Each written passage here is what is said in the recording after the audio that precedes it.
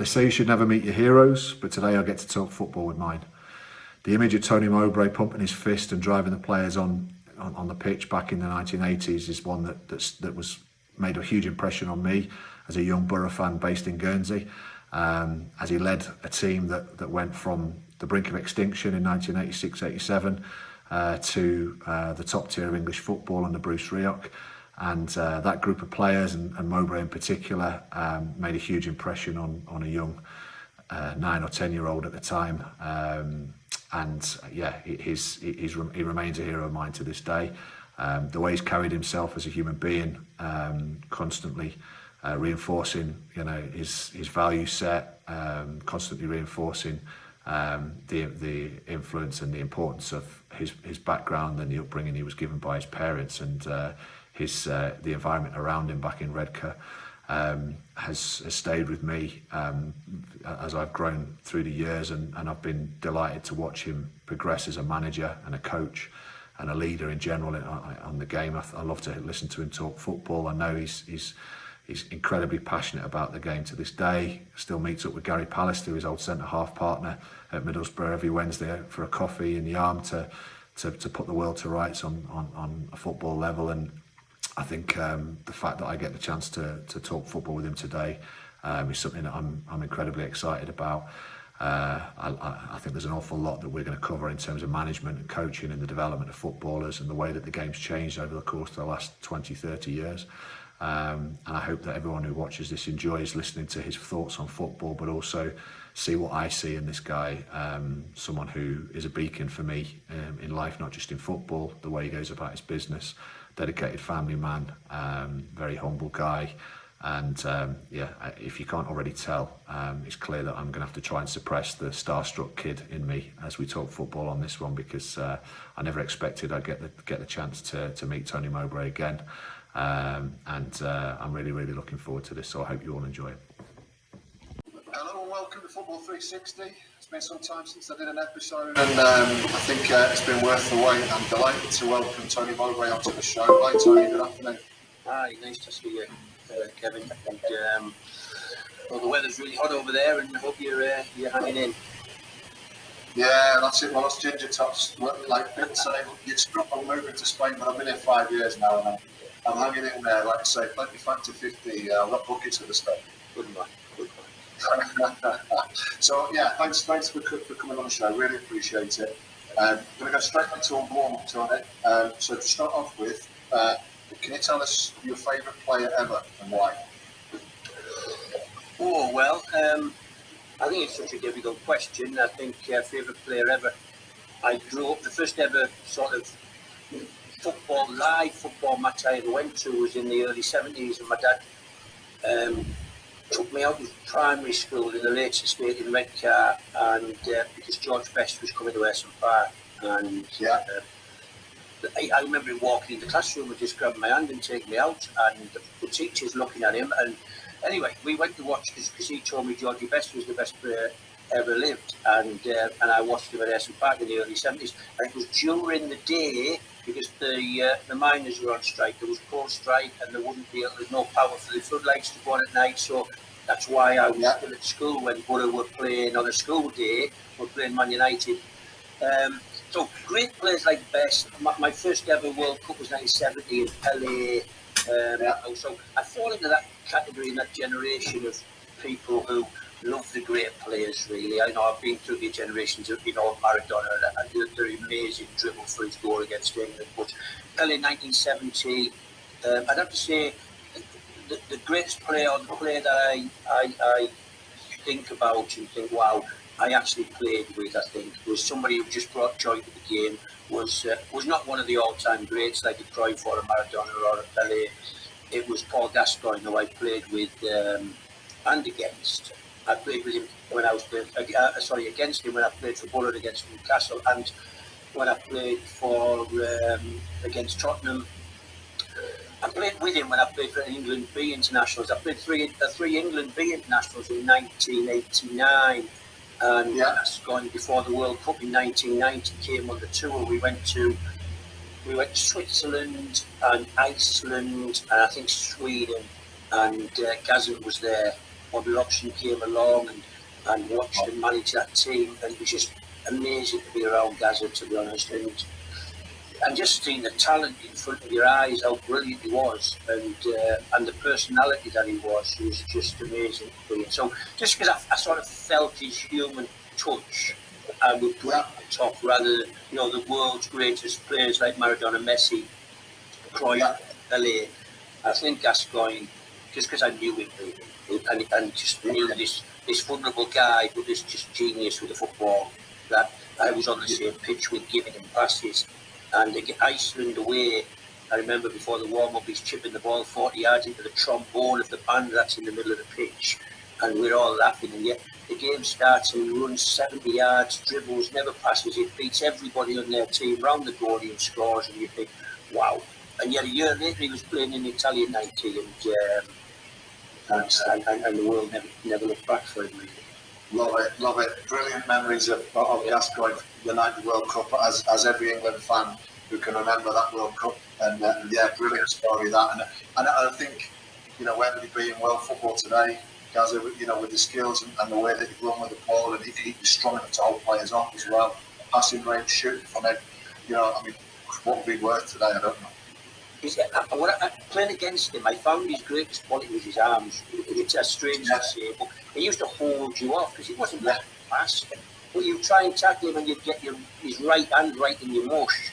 And, because he was moving, the ref wasn't seeing it as a push or a punch or a pull or anything. It was just arms out everywhere, holding people off and slaloming through the opposition, and he was amazing footballer. Brilliant, great memory. Okay, next question.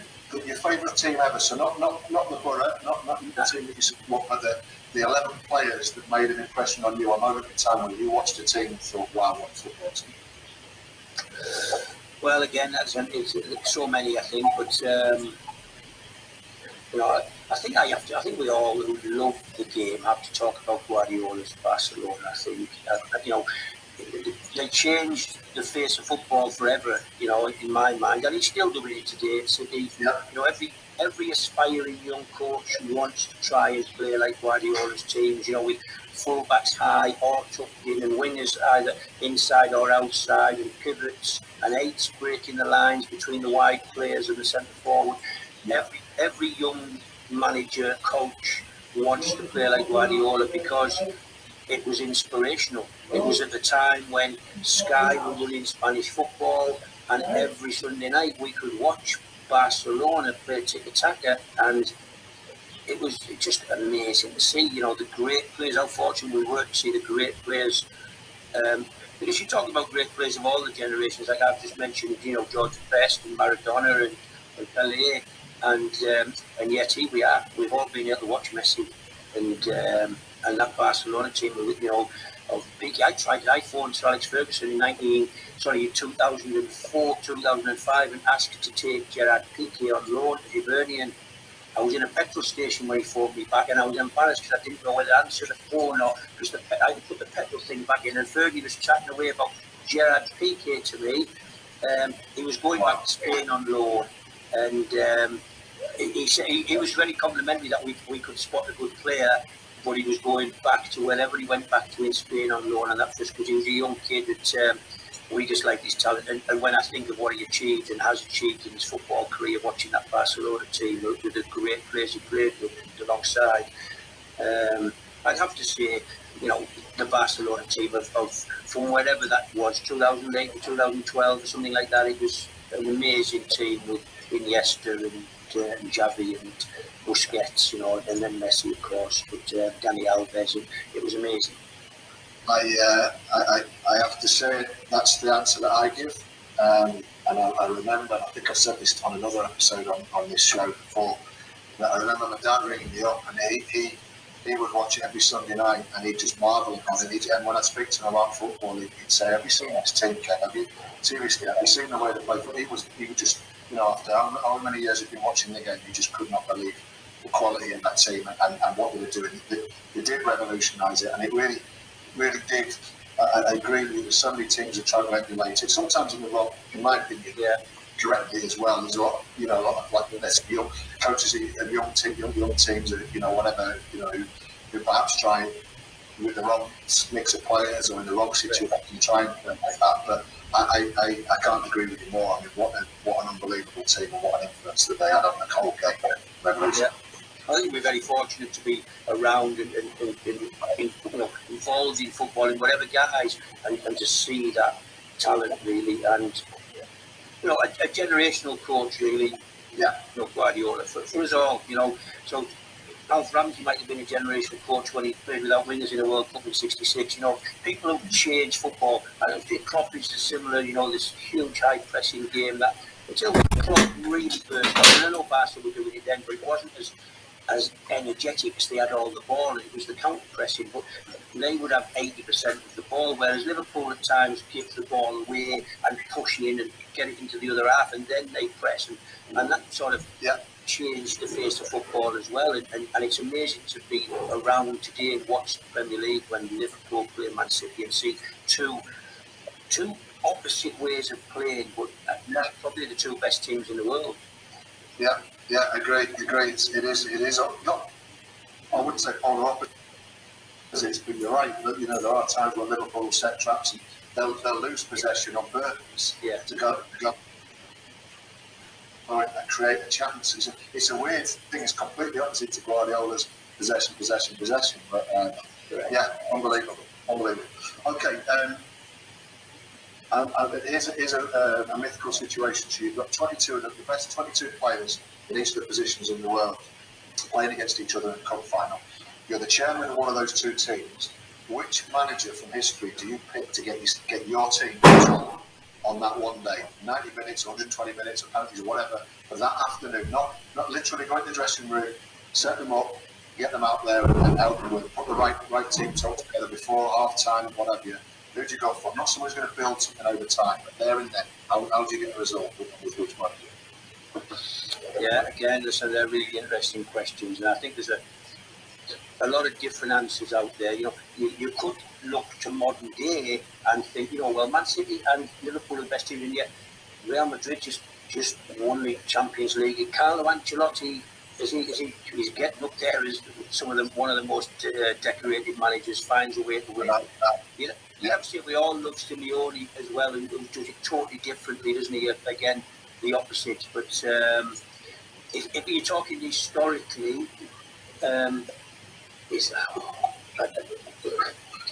so these are the battles for me in my mind. I think again, I saw you talking the other day about. You know, I do sit with Gary Pallister every Wednesday morning, and I do talk to him about a million stories about Fergie. I'd have to say, from just the person I am and where I am and how Fergie sat in as the manager at West Brom in the Premier League, and Fergie's sitting there sipping his red wine, and I'm asking him as many questions before the game as I could, really, because he comes and relaxes before the game. You get the feeling in his company that he's so relaxed. He knows he's there. He knows he's going to win. You know, you feel on him almost like an overconfidence.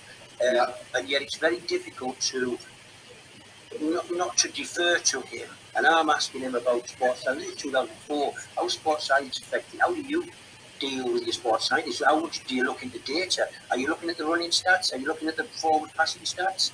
And it was really interesting. He talked about control, really. And I'd have to say again, because of the human element, the human touch that I've been in the presence of, and I've worked against, put a team out and tried to compete with them, I'd have to say Ferguson, and maybe it's a simple answer, because I need to mention, you know, the Ancelottis and Klopp, Guardiola, Simeone, you know, even Sir Alf Ramsey going back, because he changed the face of football, and he didn't play like everybody else played. And I think those managers, you know, if you're talking to Pep now, he would probably say Johan Cruyff to you, because Johan Cruyff would have been such a massive influence on him. Yet I can't feel Johan Cruyff. I've read some books and stuff, but I can't feel other than this really intelligent, bright, clever player. But if I was going to pick a manager with the best team to win a football match, I think Ferguson has his more human qualities, drive the individual, what's in your stomach, rather than Guardiola's huge intellectual. When do you play your wingers wide and bring your fullbacks in, and when do you bring your wide attackers inside and leave your fullbacks high and wide, and how do you stop transition with how many players? Pep's a genius and all of that. I think Ferguson on any one-off game could get the 11 players to go to war for him and try and win football match. Yeah, that makes a lot of sense to me. I think the other name that pops up quite a lot on this question is Mourinho and the one-off, but not necessarily sustaining something over a period of time like Guardiola does. Great, brilliant answer. Okay, last question on the warm-up before we get into the real stuff. Can you give us a fun fact about Tony Mowbray that very few people know, only those nearest and dearest to you? You know what? I'm not sure what I do fun facts, and yet I am I was thinking about it, and I think the people know that I sing a lot. I don't know. So if you ask any of my secretaries or PAs around their football clubs, they still speak to me now from 20 years ago. It's why? Because I try and create an environment in a football club where everybody's relaxed, and I try and empower them really, and I do it by not being the gaffer who's always annoyed and angry, and I try and relax the atmosphere. So I sing a lot around training grounds. I'm not going to give you any notes now. I know there's a temptation in your voice there, lines, but there's a few songs that I know the words of, and I probably sing them badly, but I think they enjoy the fact that the gaffer's walking through the building singing various songs, and I think I know the words. Sometimes I have to take with a few words. Yeah, I think that's because I feel as if a lot of people think I'm a serious guy sometimes if they see you on TV or they see your interviews, and they don't see the humorous side or the personality that is underneath the business side, the working manager, the guy who knows he has to try and win football matches for the team and the club and the supporters of that team. With my staff, I generally try and create a culture and an environment where the perception is relaxation and enjoying the job. Brilliant. So the only obvious question I want to know is what's your favourite song to sing? Well, I sing a lot of "Fly Me to the Moon." I mean, as a Butter fan, you might know that I had a fanzine named after me, really, with my big snack's always on the front of it, isn't it? After Bruce said he would have took me to the moon. Yeah. In 1987. So I do sing "Fly Me to the Moon" a fair bit around the building. Nice. Yeah. I like a little bit of Sinatra. Well, that's a correct, brilliant insight, Charlie. Thank you. Right, let's get into it then. So, the first question is quite an obvious place to start off with, but what made you fall in love with football? Well, I grew up on a council estate in Redcar, very tight, but we were living close, so I lived in Essex Close, attached to Kent Close and Devon Close and Dorset Close, and it was like a lot of these council estates in the 70s, really. They were really tight. There was a lot of walls to kick balls off, and there was a lot of garages to make as your goalposts, and I grew up in a tight council environment, and I was kicking the ball from the age of, I can't remember, 2, 3, just outside the garden, booting it in against the garage doors, lots and lots of little kids around. And so I was born in 63, and so when the World Cup in 1970 came around, I'd have been 6.5, coming up to 7 in November. So, and I just remember it was our first, we just got a coloured television, and the pictures that came from Mexico, I think, wasn't it, Guadalajara and places like that. Like, it was a hazy coloured screen, and it was like transfixed me, really. It was like unbelievable. And you see those yellow shirts of Brazil, like shining out of your screen, where for years, every day of my life had been a black and white television. That year, we got a coloured telly, and Brazil came bounding out of that screen, and they won 4-1 in the final against Italy, and Pelé scoring amazing goals, an amazing game against England. And even though I was only 6 and a bit, it's what made me fall in love with it, really, and want to coach talented, expansive teams with great individuals. And as you become a manager, of course, you understand it's not like that. And as you become a young footballer, you understand it's hard work, it's hard graft. It's not about, because I developed as a young kid at school. And I think if you're going to become a professional, you generally are the best player at your school and maybe in your town or your district. So I played for Langbar and then I played for Cleveland County. And but when I was at school, at that age of 7, 8, 9, 10, I would just get the ball and dribble and beat everybody and score. And our team would win 10-0 and I'd score 7 or 8. Yeah. And it was like, I was trying to play like Helene, like Brazilian Jairzinho and Tostão and Gerson and Rivellino. It was like, that's how my mind worked in them days. And then my dad ultimately took me to that game to see George Best. And I was soaked in it really, of talent and expressing yourself, and grew up as a young boy wanting to dribble and beat people really. I got to Borough at 14 and was thrown to the back really because I was quite a big lad, and told I had to start to head it and defend, and because of my personality really, again, brought up in a my father was pretty strict, you know, a respectful guy. I got on with it, so forgot the dribbling and started winning tackles and winning headers and playing forward passes, and then, you know, life changed for me. I became a central defender, and maybe that balance of always having that inner flair came out in my early management days when I had some really talented, good players. You know, at Hibs in that first job, I had Scott Brown and Kevin Thompson and Derek Murray and Gary O'Connor, Stephen Whittaker. You know, all went on by the play for the Old Firm or came to England, and I was fortunate. They were all 17, 18 at the time, and we managed to. You know, we went to Ibrox 3 times in a season and won. You know, 3-0 away from home. We beat Celtic 3-1. Martin O'Neill's brilliant Celtic team 3-1 at Celtic Park, and so with young players, because trying to let them just play and express themselves, it worked out all right for me. I moved on after 2.5, 3 brilliant years at Hibs, and went to West Brom and eventually got to the Premier League, which was amazing. Absolutely, yeah, amazing journey. I mean, listen, there's a few times that I'm moving on in my head. I am a very poor, or have been a very poor man to Tony Mowbray in terms of my footballing journey, and very similar to you. I converted from someone who scored loads of goals, ran past everyone, to being a centre half when I was 13, 14, 15, something like that. Yeah. And I one of the questions I was going to ask you, I'm going to ask you a bit later. Let's do it now.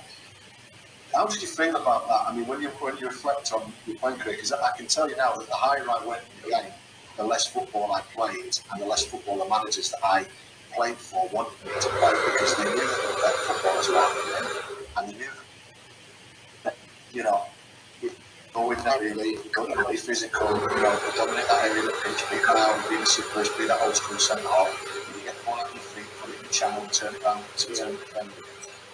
And I had football almost taken out of me the higher I went. So, I mean, it's great that you got the opportunity. I think as a coach, I'd like to think I've been similar, that I valued the ball, I valued, particularly because coaching kind of, services have kind of have moved on, and the emphasis on the ball, and that all 11 players need to be comfortable with the ball at the feet. So that's affected my coach education. But when I look back on my playing career, people would say, well, you weren't watching a footballer where you could have the ball a mile. And I kind of think to myself, well, I might have been all right. I might not have been as bad a footballer as you think I was, if I'd actually played further forward. But maybe if I'd played at a lower level. I think I thought about it a lot in my football management career, and I try and demand that they don't just let it kick it, because I think, I'm using myself as an example, anybody who gets to the professional ranks, the professional limit can be around the first team of a football club. At some stage in their life, they were the best player in their school, they were the best player in their town, they were the best player maybe in their county, because the people who make it in professional football is, you know, minuscule percentage-wise, and I think, like you said there, you get it knocked out of you. I had it knocked out of me, and I was determined as a football manager never to knock it out of any footballer I ever managed, because I know that the fact that they got to professional level, that I managed them, I know they can pass it. I know they can drop the ball into the centre forward. I know they can use the inside and outside of their foot, and I've just had to give them the confidence and belief. Don't be silly and don't try and play like Pep Guardiola if they can't do it and got the attitude. But I know they could all do the basics. And some of the great teams play with basics. You know, you spread your team out wide enough, but you are effective and efficient at passing and controlling. You can damage any team. They have to understand the transition of when somebody has a bad touch or the pitch isn't good that day, or somebody loses a bit of concentration, and they have to contract back into shape and organisation very, very quickly. But I've always tried to let them expand and express their talent, because I know that the centre halves were probably the best players at their school, and so give them a bit of confidence and belief again, or try to put it back into them, and allow them to play. And I so that there's no magic formula. You can't. I can't sit here and say, oh, I've been a manager for 18, 19 years now, because I'm good at this or good at that. Ultimately, you have to gather a group of players, you have to give them confidence, you have to give them belief, you have to see where the weaknesses are and try and strengthen it. Yes, some players have to leave and some players have to come. But basically, you are always trying to be true to yourself, how you want to play. And I really always want to play with the ball, and yet even as the last few years at Blackburn, I found it difficult to think we can't take Bournemouth on, or we can't take Fulham in the football match, so let's not try. We talk a lot about, I take a fair bit out of watching Liverpool. I watched Liverpool, we played Liverpool twice in pre-season over the last 4 or 5 years, and just to see them right close up, playing at Anfield, or Ewood Park, one in each, and you don't have to just chase around and run. You have to cut passing lines off. You have to deny the line of passing that the opposition work on.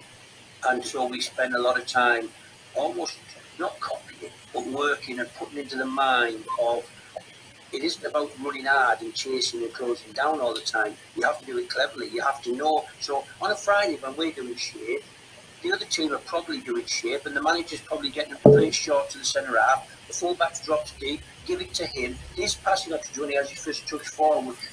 Midfield coming short inside, rolling so you can flip it on the corner, or give it to your winger. So if your team are working on cutting off them passing options that guy gets, and so as soon as he gets it, looks up, the options he had on a Friday morning in training are no longer there because you've cut them lines off. Is he a good enough footballer to make a better decision, or start again, or dribble with it? What does he do with it? Now he can't do what he's practiced. And that's how we work, and we had huge success taking it off teams. And then ultimately you've got to be able to pick the right pass yourself. You've got to pick the quality of the cross into the box so the centre forward can score, And I understand when you play against the best teams, don't just think you can go and take one, because invariably they will beat you. But you can stop them, you can deny them space, you can make life difficult for them. And you have to pick the weeks when you feel you're going to be the better team and work hard on your own possession and movement. And the weeks that you feel the other team have got some really high quality players, you have to deny them space. You've got to stop the passing lines into their quality. And it's, I think players, modern day footballers want to be coached. They want to know the game plan. They want to know, how are we going to win this game, Gaffer? And you have to give them a game plan every Thursday, Friday, Saturday. They have to be ready. They have to take it on the pitch. And then if you've got players that I felt like I was could take game plans on the pitches, you have to have 2, 3, 4. The great teams probably have 6, 7, 8 of them, and they demand of each other that they do the job. Because the centre half knows that the right winger, why on earth is he allowing that ball to go there when he knows we did it yesterday? Cut that line off, deny him space, close him down, make him make a decision quicker than he wants to. The midfielder steps into the space because he goes a tight little one to his midfielder. You're all over him, you nick the ball, you give it your strike, and it's in their net. Whereas some teams are working on 10 passes and we can score a goal off this cutback. When you play against like Liverpool play, you never get out of your box, never mind get round their box. Yeah, you're right. So the one question I'm asking off the back of that is, if you're empowering your centre halves, because I think with young players that they're developing, I get that. You get this 360. If they're really strong physically, they can head the ball, they can strike the ball, they can tackle it, they can get the body shape right, they can adapt, they can win the ball, whatever. And you add all the other stuff to them that in their development. I think that's what good development coaches do. But then when you get to making decisions and results matter on the Saturday afternoon, they mean your job, they mean people's job, other people's jobs in the football club. what about this situation where a centre half maybe just overplays because he feels a pressure to overplay in this modern, you know, the world we live in now, where, you know, there are very few really simple centre halves. And I just think back to John Terry. Yeah. John Terry, for me, was someone who his passing range got better. You know, his left peg when he hit the diagonals across the right side, that only came later in his career. Yeah. The best work he did, I thought, was when he kept the game incredibly simple and did the basics the very best that the defender does. Yeah. So, and I sometimes think that people these days look, think, actually, I can give over time. I'm not sure you can. Yeah. So my thoughts on all of this is, I play. Yes, we want to build. If the opposition are letting us take our goal kick short and wrap it out in 2 passes and we're over the halfway line pretty quickly, we do it. I call it low risk build out. Really, we play low risk. When I say we, I mean my teams, whichever team. We play low risk build out. We don't think, right, every game we're taking our goal kick, we boot it off a big centre forward and everybody push up the halfway line. If we get the ball quickly, we'll play in our box, but the fullbacks know they have to come down. So the things I was just talking to you about, how we stop the opposition and how we work and try and deny so actually some teams that play in their own box and want to really build out slow from the back, you know, our eyes light up really, or my eyes light up playing them teams. And then now and then they get through you, and it's really good, and it's really talented. And the managers who do it generally get good jobs, you know, because they build a reputation.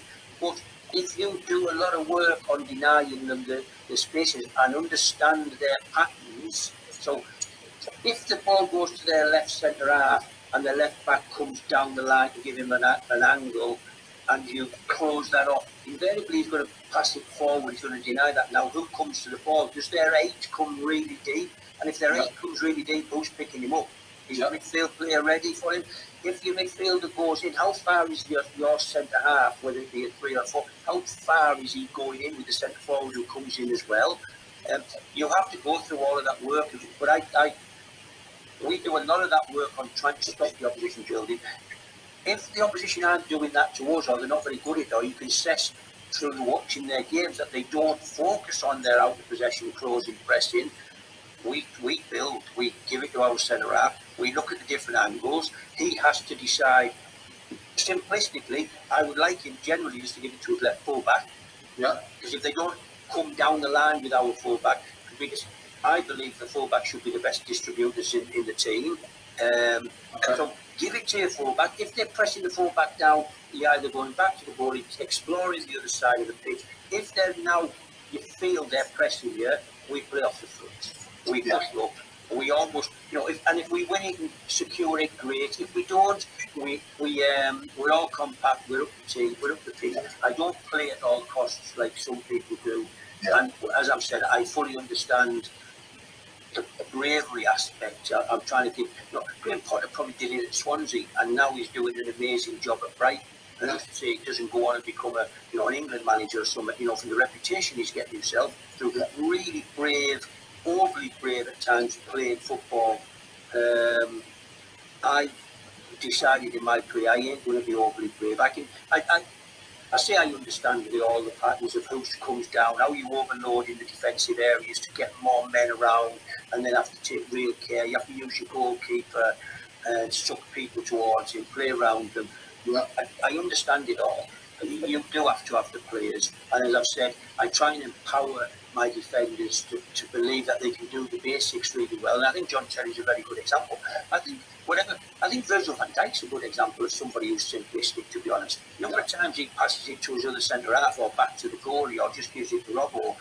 Or every now and then he hits a 70-yard diagonal to Salah on the diagonal. It's but you don't see him really playing clever little 1-2s anywhere. He's a low risk, effective central defender.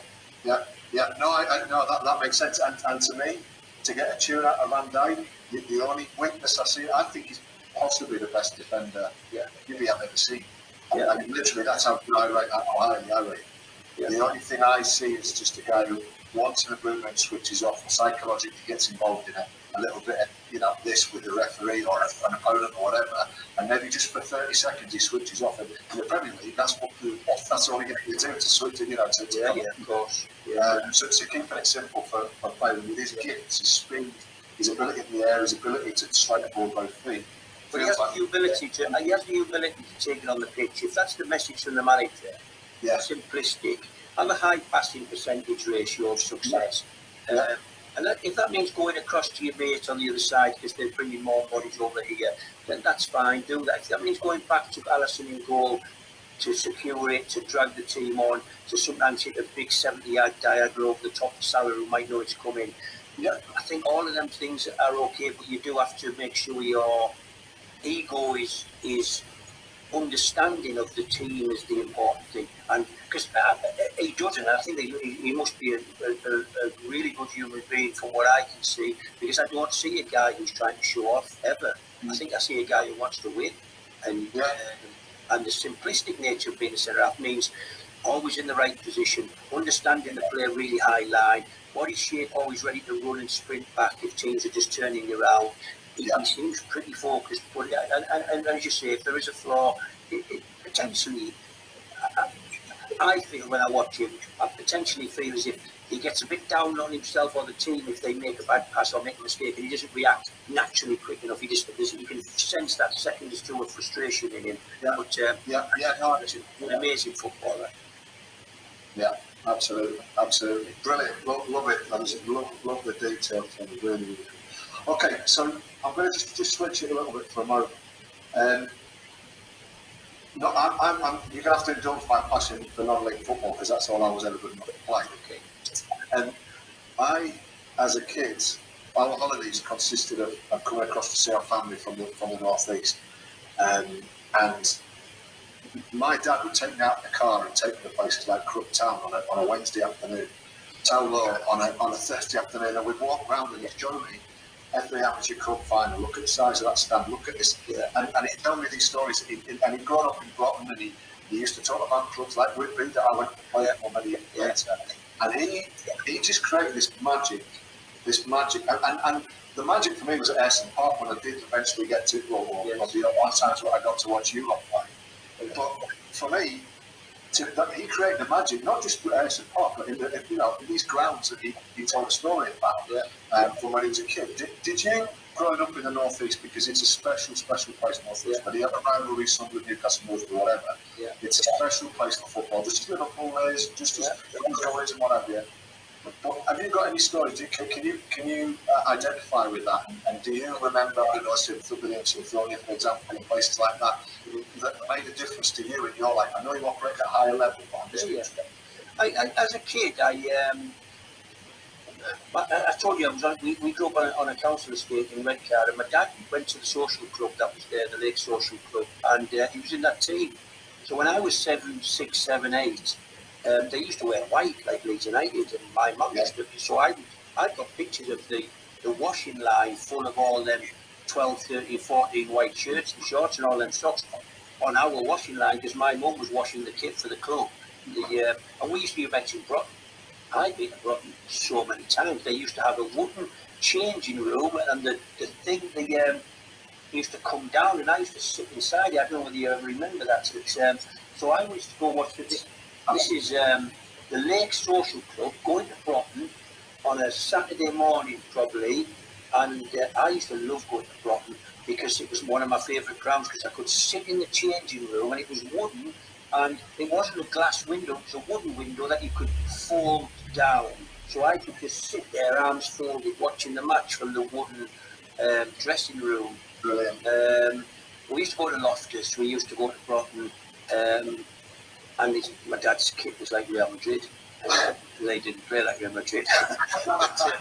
but I grew up as a young kid watching non-league football, watching pub football really. I've been to Willington this week. You mentioned Crook there, because I passed Crook to go to a place called Willington, and that's got a stand. It's got Willington AFC on it, and I had pictures of lots of probably decent players playing on that pitch. It's pre-season. The pitch, my son was playing, my 17-year-old son was playing at Willington. I'd never been to Willington. It took me 45 minutes to drive past Bishop Auckland, past Crook to this place called Willington, and but there was a crowd there, and there was people from that town. I'm assuming it was a big village, I think, up in the northeast of Durham, and but there's people who actually, like locals, who were there watching and shouting and cheering on their team. It was like amazing that it's still alive, this football underneath the football. It'll never stop, I don't think, because lads, and we're all just lads. I was the lad who grew up in that council estate and got fortunate, I suppose, that Borough hit some financial difficulties, and I managed to break into a team that, you know, if Joey Ball, Willie Madron, John Craggs, Frank Spraggan, Graham Sumness, Phil Bosen, all these players had kept going, and the club didn't hit financial difficulties. Young Tony Mowbrays and Gary Pallisters and Gary Parkinson's, Corey Coopers might never got an opportunity, and but listen, I like watching it because I've got a 70-year-old son now. I don't think he's going to be a professional, but he does love footy. He does go play with his mates. He's playing in men's football. It gives me a chance to go watch him. And you know what I like? I like the big heavy guy who's 35, 36. He's got a brilliant voice. It's like almost a caricature, isn't it? The old experienced guy who's running the game from the back. He's got a big pop belly, but he's the best player. He's picking the best passes. He's putting everybody in the right position. My 70-year-old son's playing out there on the left wing, and he knows when to hit the balls over the top for his fast kid. And he's shouting at everybody, and you think, wow.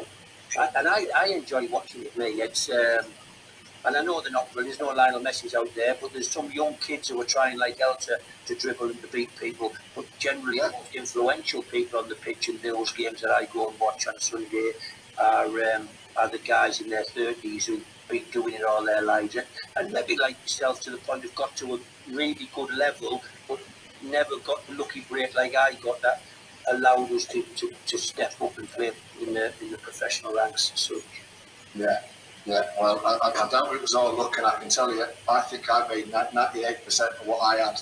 I always tell people there's no way I'm good enough to play. I might have turned it on, but I wasn't good enough to stay there for very long. So no, that's just how it was for me, which is absolutely a level that I never dreamed of. So it is about attitude. I keep saying to my son, I got 3 boys, and I say to them all, you don't have to be the best player.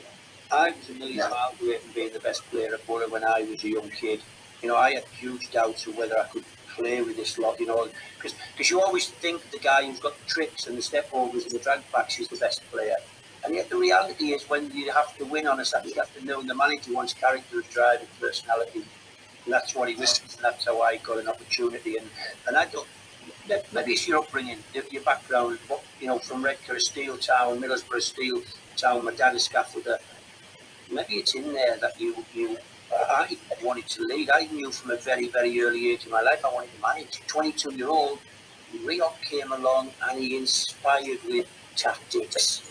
Nobody had ever taught. So I got to 22 and nobody had ever said anything about tactics in football.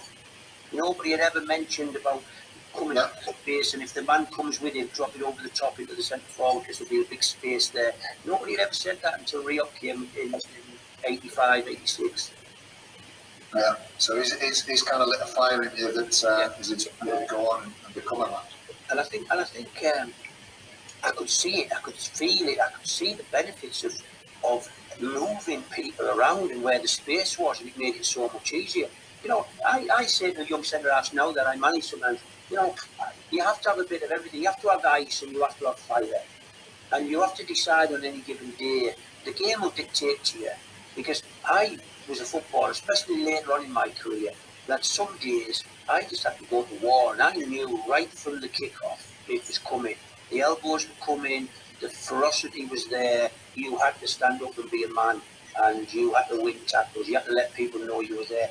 Other days, I had to have some ice, and because I could stay with the ball, the striker would come and I'd pop it round the corner, or I'd bounce it off Ali, who'd bounce it into Gary Hamilton, and he'd give it back to me, and I'd stick slaving it.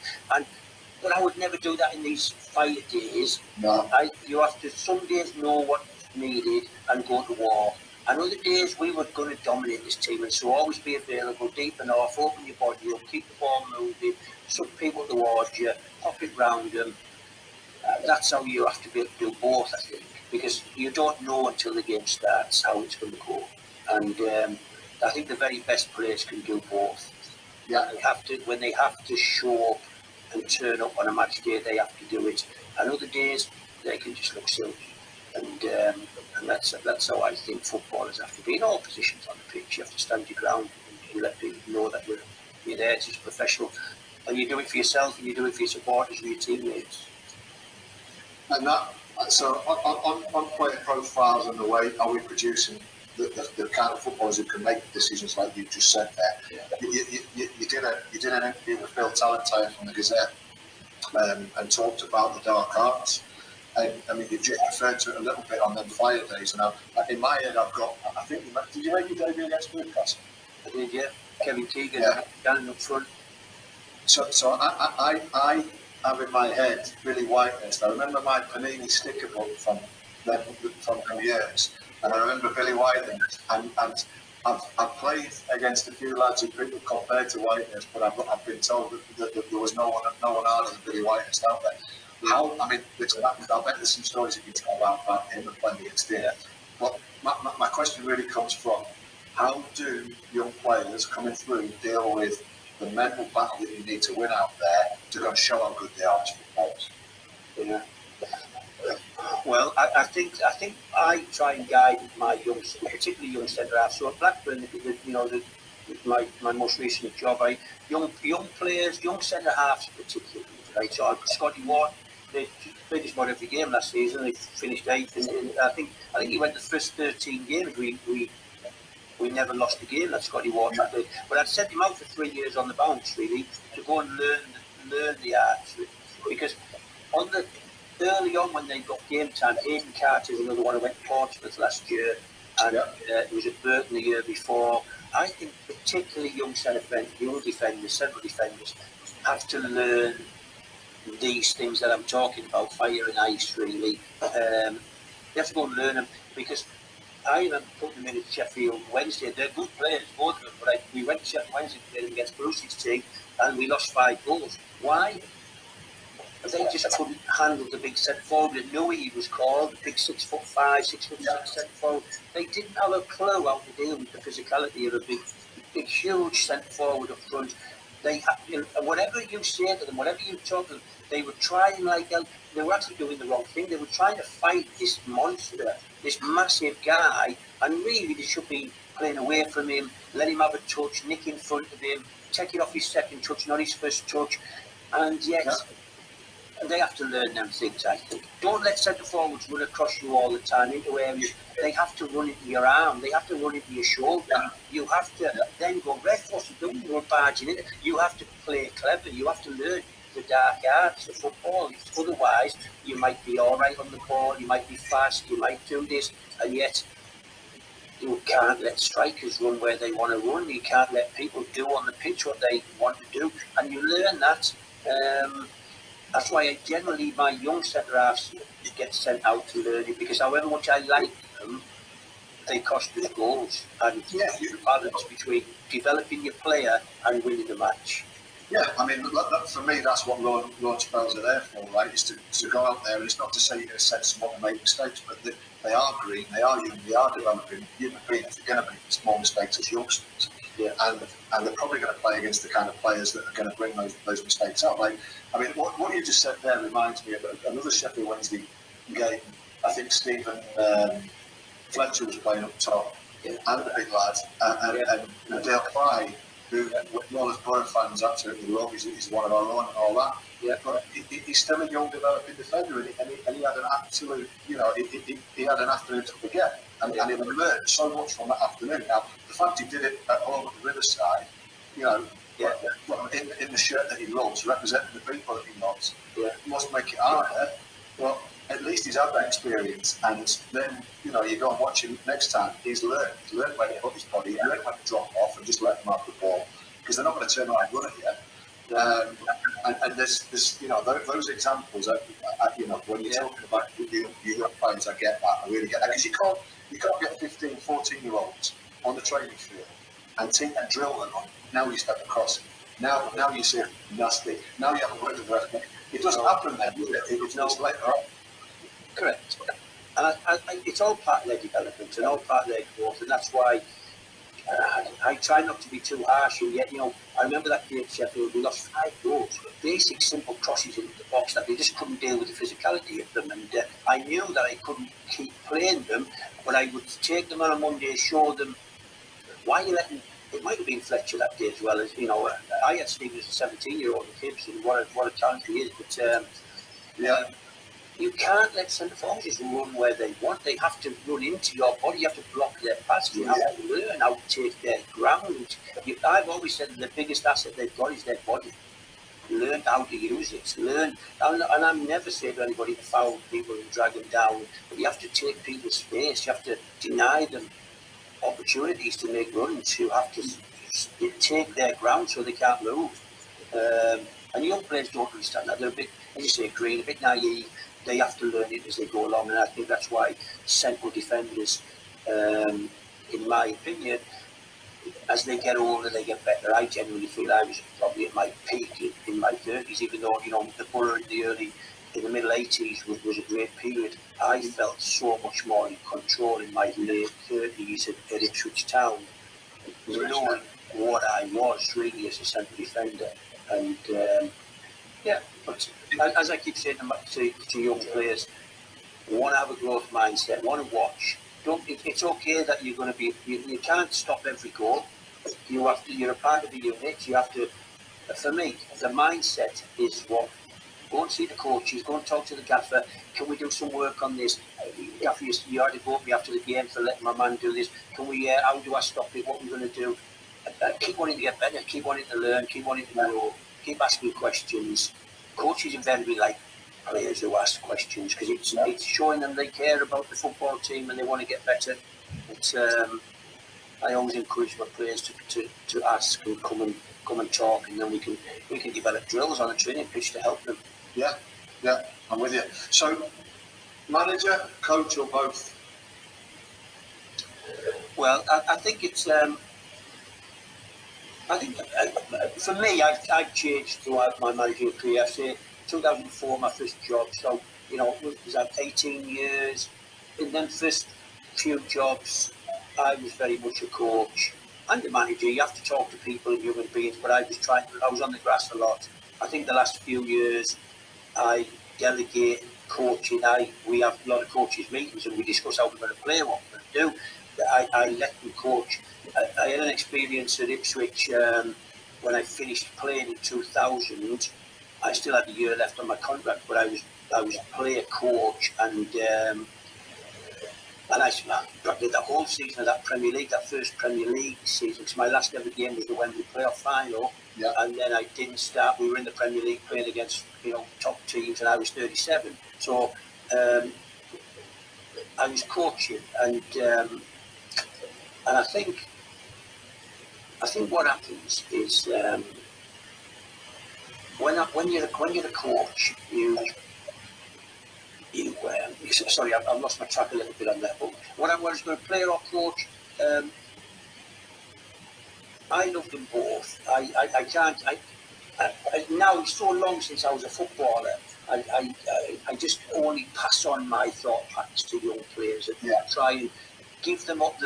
Learn from my mistakes if you can before they make theirs. I think that's the best way to do it. Try and pass on experience. I think every coach, every manager has to be a storyteller. I try to inspire players. So that thing we talked about before about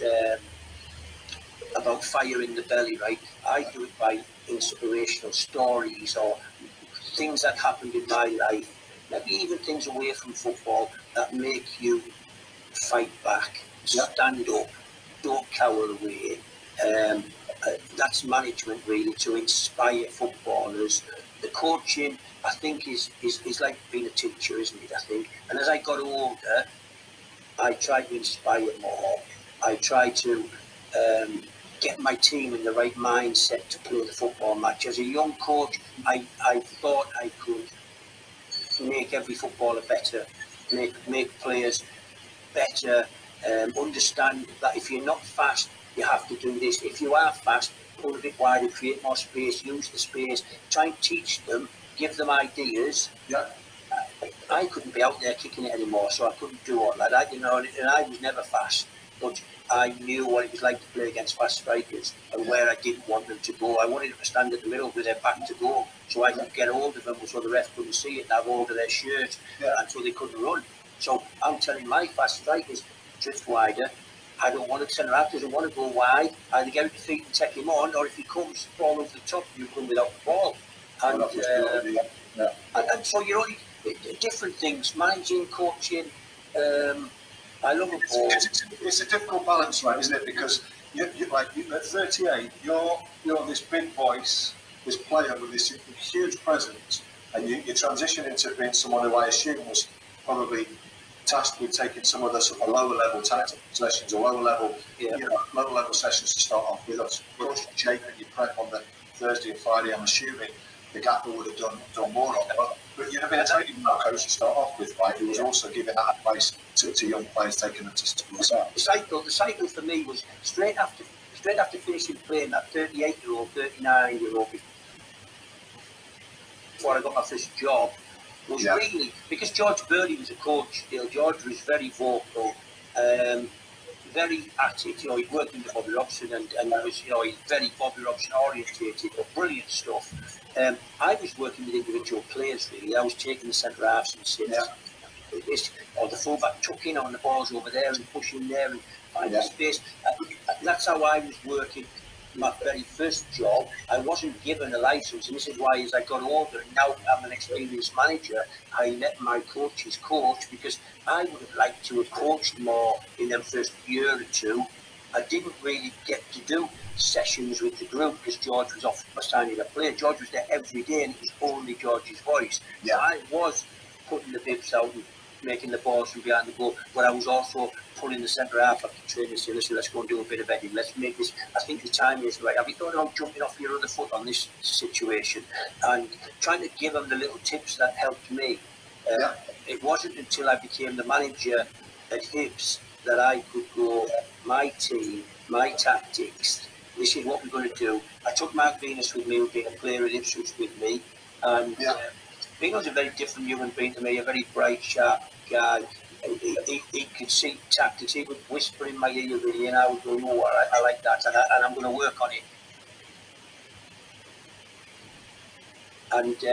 And I think we connected and it worked pretty well. But in the early years, I was coaching on the grass really.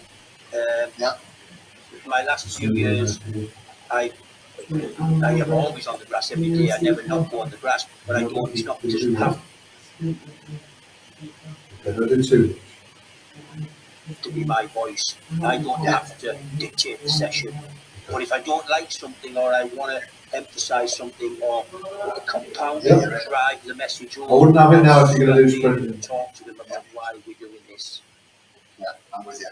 Okay, brilliant. So, I mean, I think it's changed a lot, hasn't it? If you're a first team player now, transitioning into player coach because you've got that presence and they've come to identify you as having that character, then you have to go through much more technical coaching capabilities and you have to demonstrate those maybe with the academy. If you look at what Gerrard did, for example, at Liverpool, you have to have that time on the grass, coaching body shape, coaching some of the, how to actually teach the technique with players as they're developing, so that when you go in there, you're ready. And I think back in everything resonates, but also what I saw with maybe player coaches who I worked with, who they wouldn't have a clue how to go and coach a 10-year-old how to be a player. What they would do is know how to take a 19-year-old who's really went behind the ears and teach him how to get results and make impact in a game on a Saturday afternoon like tonight. So it's changed so much, hasn't it? I think it's what I find really interesting is the balance for me as a human being, as a coach and a manager, is when you. So it's not a part of my managerial career I go into a lot, but the ability to be a development coach, development manager. I feel in my last job we've got a lot of young players through at Blackburn Rovers who are potentially Premier League players and can be in the Premier League, as opposed to like managing Celtic for a year, but no one's interested in developing them. They just want to win. They have to beat the team on the other side of the city, and you as the gaffer have to win, otherwise you're out. and I found that didn't suit my person. I found it really difficult because I wanted to coach a style, develop young players, and yet if we drew 1-1 with Aberdeen and Rangers won 3-0, it was disastrous. Yeah. And I found that really difficult to, and it's not an excuse. In my mind, it's reality. I've relaxed my mind around that period of my life of where I don't think that intensity, that desire and desperation to win suits who I am, what I am as a coach. I feel like I've done at Blackburn, really. I'm better at developing, growing, educating, teaching. That's how I feel my management situation is in my career. And so I'm not sitting at the pinnacle of the Premier League or earning, 10, 20 million pound a year. I'm content making Scotty Wharton or John Buckley or Lewis Travis, better players, Ryan Nyambi, Darrell Lenihan, making them better players, Joe Rothwell, and enjoy seeing them signing for other clubs and play that. Lenihan at Middlesbrough next year, let's see how he does. He was fantastic for me at Blackburn last year. Rothwell's gone to the Premier League with Bournemouth. There's talk of Nyambi maybe signing for Middlesbrough as well. These are all young boys when I got there 5 years ago, or I signed the likes of Rothwell. But I think that's more comfortable, sits in my belly more. And yet, yes, I would love to be in the Premier League trying to do the same thing and earning the tens of millions of pounds. But it suits me as a human being better to make a connection with these guys, sort of show them what it means to be a footballer, the sacrifices you have to make, and I hope they feel as if we played a part in, and hopefully their progression in their careers. Well, that's the best way to win, right? Isn't it? To develop players, develop units, develop teams. It's the best way to win. It's if you've got a ready-made, ready-cooked meal there, and it's all, and it's just a steering job. To me, it's also for me. You're a really humble fella for everything you've achieved in life. You have to have a big ego to go in there and have an unlimited budget. Speak to the press. Speak to the players. The Mourinho kind of typecast. I think Man United's a pretty good example at the moment. Ten Hag, I think, is a development coach. It's going to be interesting to see whether he has the time, whether he gets the time. Yes, there is a demand at that club to win. It's unacceptable. There's so many amazing Man United players in historical, successful teams who will tell him what he's doing wrong if they aren't winning. And that is. And let's see whether the club can withstand the pressure of they have to win something, or will, if he's there for 5-6 years, will he have an amazing team in 5 or 6 years because he's grown them together and they all understand, like how Ajax play. And it's going to be really interesting, and I think it's an interesting decision. I just hope that Manchester United, and I'm not a Manchester United fan, but I love great clubs, great football. I don't dislike any football team. I hope he's given the opportunity to grow them, but it's a really difficult scenario because Man City and Liverpool are going to keep. It's the impressions that commerce and business and money bring to football now at that level mean that that there will never be another period like Ferguson enjoyed. It just never will. Everybody else, they're a global business, and a period of time of uncertainty and share price dropping and all these factors became. So we're not selling as many shirts. It's not just football now, is it, at that level? And it leaves me cold, if I'm honest. I'm not a Man United fan, I'm a Borough fan, and I'm glad I am, because we're a little bit more modest in our aspirations. But it'll be interesting to see how he does. I mean, I wish him all the best, to be honest, because I almost feel a bit sorry for him in some respects, the way they get, the way that the supporters have probably had the feel of I could get started on that in a while. So I've got 2 or 3 more questions left. What impact has being a parent had on you as a manager in terms of how you deal with players? I mean, how do you get on a level with kids in this day and age? Because my son is rustling around in the kitchen now. I feel like I've got the right moral compass and the right experience in life to guide him, to give him the little bits he needs. But sometimes he tells me things and makes me realise how little I know about modern life. Yeah. And at this moment in my, so as we're talking here tonight, you're aware that, I left Blackburn Rovers after 5 and a bit years, and I did quote that I'd lived away from home for 5.5 years. It's my kids were 5.5 years younger, so Lucas was 12 and Max was 10 and Ollie was 7 or 8 when I went to Blackburn, and literally for 5 and a bit years I've been home for maybe 2 days out of 7 every week for 5.5 years, and so I genuinely feel as I've missed them some pretty crucial parts of their life growing up.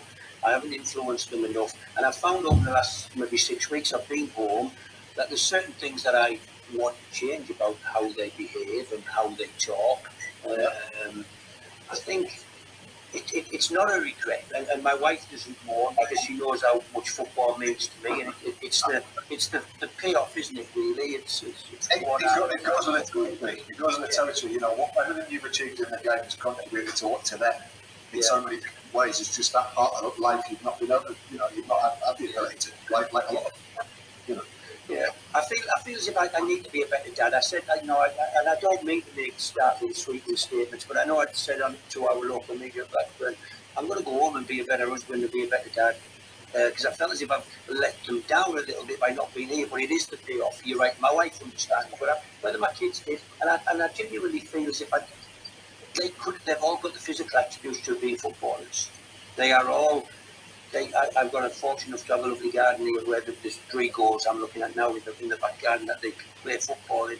I genuinely feel if I just spent time at home and been with them, they would have a much, much, much better chance to be footballers.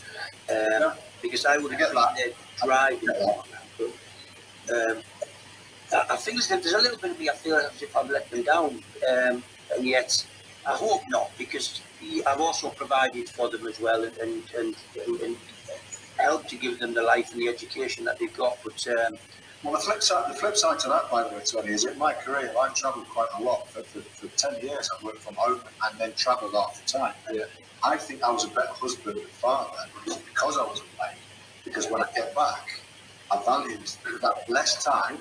Yeah. If I'd been there 7 days a week, it's human nature, familiarity breeds contempt. And I wouldn't have been at times as good a father as maybe I was when I wasn't there, if you see what I mean. That's the way I spin it, try and justify it to myself. Yeah. I want to be a better father and husband. Yeah. I think, we all have to expose our vulnerabilities, and my vulnerability, listening to you there, I think it's good advice. You hope that the quality time that you do spend at home is well recognised, and I hope that the little nuggets that you drop in with your kids over the years have stuck, and I'm sure they're watching, and because they all have their phones, I'm sure they. What I do know is they don't like the criticism that comes their dad's way if the team loses and stuff like that. You see, but that's part and parcel of life. They have to deal with that, and it'll build them to be the person and make them strong. I think as they get older in their own journey, that they choose to do. Teaching resilience for kids these days has got to be right up there as the things that are missing. And the things that we all need to do, because life can be so comfortable for kids these days, and exposing them to difficult moments and a bit of heartache and a bit of pain, I think that's a lot better than having them wrapped up in cotton wool and never experiencing it until it becomes a real issue. Yeah, good. Well, I hope so, because they've had a little bit of that as well. But yeah, listen, I strive to be a father. You know what I find in life, and I say to people, nobody teaches you how to be a dad, eh? And nobody teaches you how to be a dad to a 5-year-old and then a 10-year-old or now a 17-year-old who's actually a man and can answer you back and has got things that he wants and demands, and then but you have to draw the line and set the standards and have the values that your family has to follow.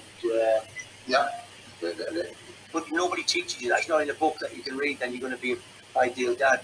You are what you are, and you react to situations as you do.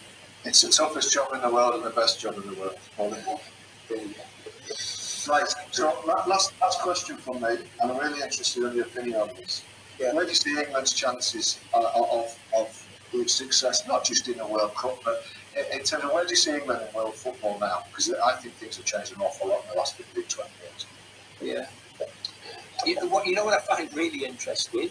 I think interested in know your opinion. Is this group of players who've just got to a Euros final and got to a World Cup semi-final in the last two tournaments? Are they as talented individually as Gerrard and Lampard and Owen and Beckham? They're probably not as individually talented as the golden era of English football, and yet I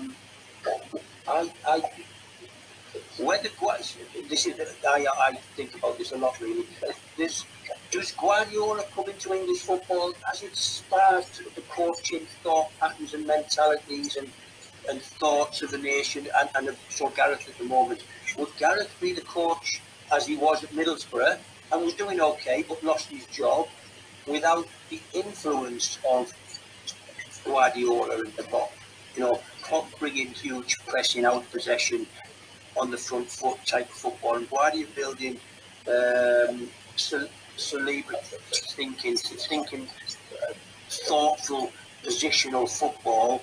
And I think Gareth, I do know Gareth. He's obviously was a Borough player, and I've met him a few times. He's a very, very thoughtful guy. I'm pretty sure his influences would be around their coaches. He might not see it publicly because he's in the same domain, but I do think. I look at the England team of today and I see really good pressing, I see really good positional play, I see good individuals.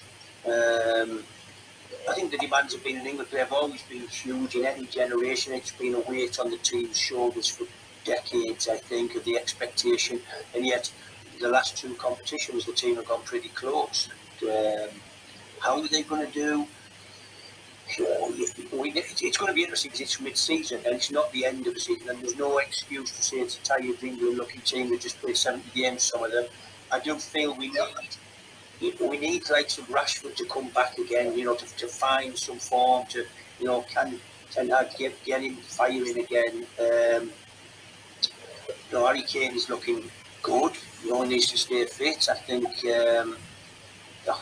I think there's so many talented players. Grealish, Foden, as I said, Kane, Rashford, Sancho. It's an amazing group of team. But I'm still in the class of Steven Gerrard or Frank Lampard or Wayne Rooney.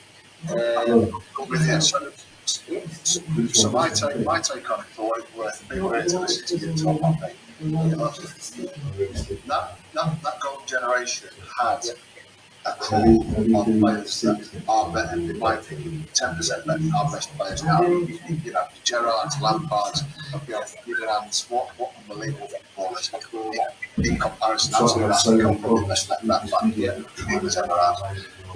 But we've now got a squad of 20 or 30 players, all of which might get in start 11. And that team had 7 or 8 players that were nailed on every time. And then outside of that, there was a big drop off. And I don't want to play any disrespect to any of the other players who were in the squad. Some of the players who played in the Germany 5-1, for example, who played in the World Cup quarterfinals or whatever, they were not footballers at a level that your Reece are at the moment. You turn Alexander Arnold, just looking at the full-backs out and just forget this first thing, and I've got a poor call. I haven't read it. I have that first, as a recovery take, and then it's very bunch of great coaches has been brilliant. I think that the NA thing from the FA with Southgate has been a big part of all the way through. Whilst at times you get frustrated by, spending too much time not winning and developing, maybe too much development. No, I don't agree with that school of thought, even though I used to think it myself. Because in Spain here, they want to win from the age of 6 or 7. Talk about the dark arts. 6 and 7-year-olds stand on free kicks again. And they win tournaments when they're 7 or 8, and they're parading around the town. They've got the t-shirts. The coaches are the best coaches there. And you don't have to be a good coach to win a 7 or 8. You have to be a good coach to make them good enough to be the best they can be when they turn 19, 20. That's what good coaches do, and that's what England, in my opinion, has done and Spain lacks. So that's my answer to that question, that I think we're in a great position in terms of the strength of depth and the quality of technical football we've got. And I think, I do think, I'm going to find really interesting, and I do watch, I'm watching the Euros at the moment, the ladies' football. I do think the whole coaching environment in all areas has grown hugely, I would suggest. I believe it is through the influence of the great coaches, of the Klopps and the Guardiolas, the generational coaches who can change the face of football. And I think they've influenced a lot. I watch England and I see their eights breaking them spaces where their wide players are trying to stretch the back four of the opposition right out, and they know when to drop diagonal balls in against deep lying block defences. They play like the top Premier League teams. They just haven't. At this moment, they don't have the same speed and mobility and probably to do it. But I see really well coached football teams.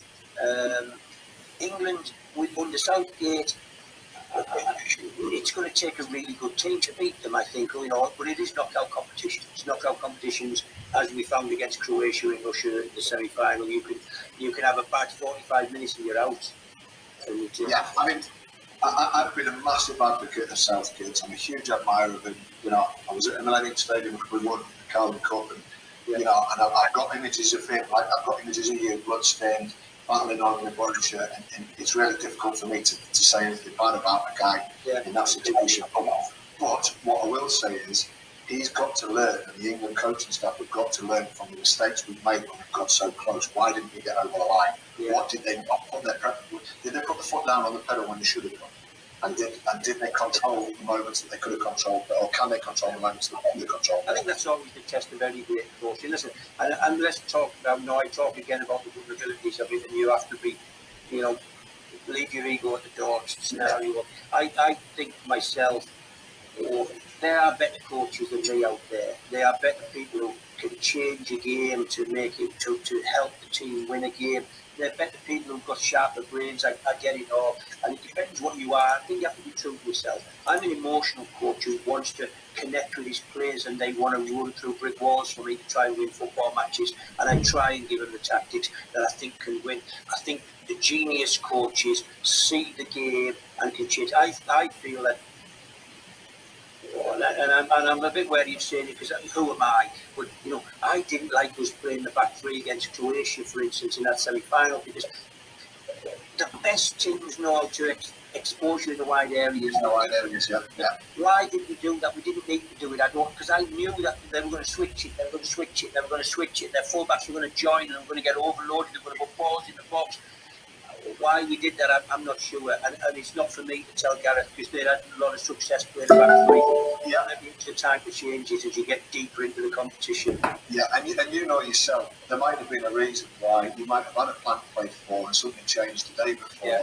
You'll never know, and just like people question your decisions over the years at whatever club you've been at, and they'll never know the truth of what it was. So, and that's what happened. Yeah. As a football manager, that's what you live every week, every day, because you do hear the people on the radio saying, why did they do this, why did they do that, he didn't got this, that. You do see the follow-up newspaper articles, and people don't know. You have these thought patterns. I sit in my office on my own sometimes on a Friday, looking at my board with my team up, thinking, that is brave to play like that, because I know the opposition are good in these areas, and it's going to be who comes out on top. Are we going to be able to get hold of that ball and hurt them, their formation, because we're going to have an extra man in midfield, and so we've got to work it quick around there? Or are we going to get hurt in the wide areas because that guy's really fast, and the more we're not giving support to the fullback because of the formation we played? And so you know the strengths of the opposition against your weaknesses, but you know your strengths against theirs, and you toss the coin sometimes to see whether you come out on top. And the days you get beat, you generally know as a manager why it didn't quite work, because you'd already thought that through, but you were trying and hoping that your team were going to benefit through this one player was going to make the difference, and he didn't on the day. Yeah. So many moving parts, so many things can affect the outcome, right? It's fine margin. You're operating at such a high level of world football. Championship, for example. I'm a Guernsey boy, and that's where I grew up.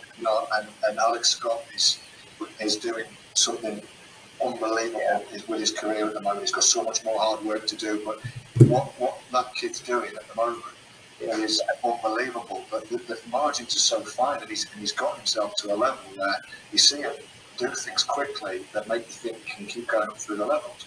But I'm not for 1 minute thinking just because he's played 40 odd championship games that his career has made, he has still got so much more to do, and those fine margins between you being a success as a footballer, as a manager, there's so many things that can affect it. Unbelievable. Yeah. The Championship is so hard because of the diversity of the teams that you play with so little time to prepare. If you're playing Saturday, Tuesday, Saturday, Wednesday, it's really difficult to get your team to recover, to energise themselves for the next game. But within one training session and a couple of video sessions, you've got to have sold that game plan for the next game against a totally different team who play totally different from the one you've just played, and the one that's coming after that. It's like you have to be ready for a different sport almost. Sometimes if you're playing, I don't know, a really direct team on a Saturday, and then Tuesday night you've got to travel and you're playing Swansea who have 15 passes in their own box before they get out of the boxes. Different, The game prep is so different, it's amazing, and the players have to be very, very adaptable. Yeah, for sure. Okay, Tony, I'm going to wrap it up there. We could have gone on for a long time. I've said that on a few of these, and I absolutely knew it was going to be the case on this one. I just want to say a couple of things. First of all, to reiterate, I think the way you've gone about your football career and life in general is something that set a brilliant example to so many people. And the people that brought obviously see, they see you as an icon and a leader still. And for myself and my family, and Mum and Dad will be watching this, and we'll think back to times when we watched it from the terraces. What an amazing thing it's been just for me to share some time talking football with you. So thank you for your time. We really appreciate it. And listen, all the best. I don't know what's next for you, other than probably get back in the car and ferrying the kids around again. But yeah, thank you so much for coming on. It's been an absolute pleasure and a real privilege. Well, thank you very much indeed. I enjoy talking football. It's particularly that I haven't been involved in it for a few weeks now. It's but good memories. Borough was an amazing time in my life. There's the fact that I think great teams. We weren't a great team, but we created a togetherness that lasts today. I've been making a wedding video for Bernie Slaven today on my lawn out here, because he's getting married in Portugal in a couple of weeks. And as I said, I see Pally every Wednesday. It's you have a real close affinity with all of those lads in that team of the middle 80s at Middlesbrough that achieved fair bits. And I think the town connected with that group of lads out of the adversity of the financial difficulties that the club of the town was reborn really. And I think it's I know every Borough fan says that they were heartbroken for that first game. Well, luckily enough, we were on holiday at the time. We were just fortunate that we were there. But that team, I think anyone who's a Borough fan, anyone's from Teesside, we all feel like you're partly our property. Do you know what I mean? That team, because we all feel invested in it. We all feel like that was, if you lived through that time, then it was something special that can never ever be, history will never be rewritten on that. It will always be something that we look back on and say, how proud were we to go from that, that perilous position to be at the top level, for a Middlesbrough fan to be in the Premier League or the First Division. It just feels brilliant. We haven't got that entitlement like a lot of clubs have. We just feel like to be there. So that's my big takes. big takes. Good man, thank you. Tony, thanks so much again. All the best, pal. No problem. Cheers, man. God bless. Bye-bye.